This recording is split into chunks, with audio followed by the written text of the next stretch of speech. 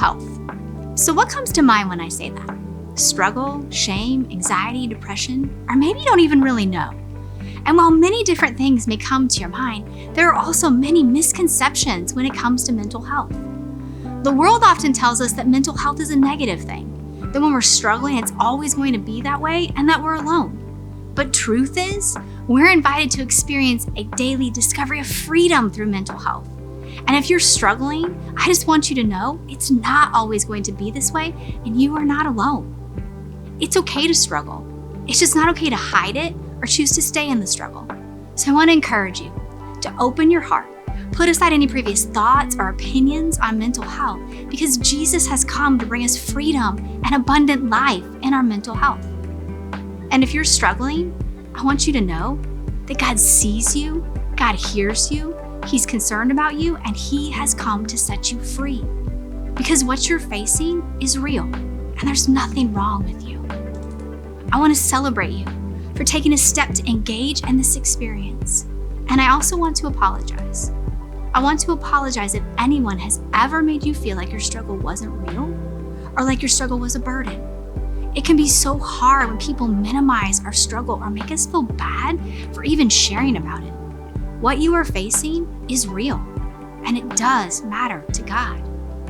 And I'm sorry if you've ever felt shame or condemnation for your mental health struggle from yourself or others. That is not God's heart.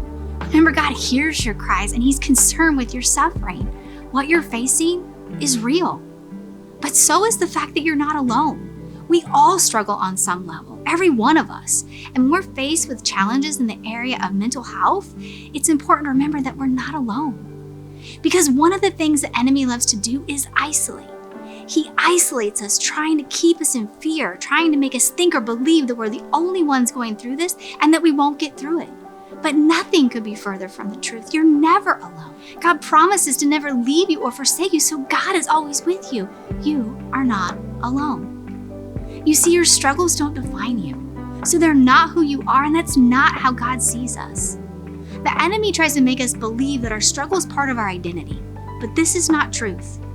There's a great story in the Bible about a young man named Jeremiah who was struggling with his mental health. And as he's telling God all the things that are wrong with him and all the things that he is not, God says to him, "Before I formed you in the womb, I knew you. Before you were born, I set you apart. I appointed you as a prophet to the nations." You know what that means? God is telling Jeremiah, you belong to me and only I get to say who you are, and I created you for a purpose. But as Jeremiah hears this truth, he struggles to receive it and tells God all about his doubts and fears and insecurities. God, I can't do this. I'm struggling. I'm only a child. But again, God reminds Jeremiah, when I tell you who you are, that is who you are. And the same is true for us. Only God gets to say who we are. In fact, you know who God says we are? We are His beloved sons and daughters in whom He is well pleased.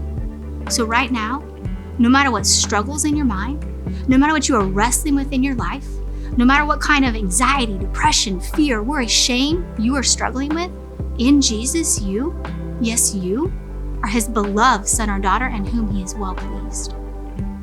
And if you're in a mental health struggle right now, I want you to know it's not always going to be this way, and the struggle's not the end of your story. There is always hope, because we are overcomers and created to be victorious. Jesus says, in this world you will have trouble, but take heart, I have overcome the world. Jesus has overcome everything for us, so in Jesus, you will overcome too. Just engaging in this experience, what you're doing right now, is a step moving forward on your journey of victory. So we always get to move forward each day knowing we will be victorious no matter what, no matter what. And mental health is something we should pursue as an everyday lifestyle.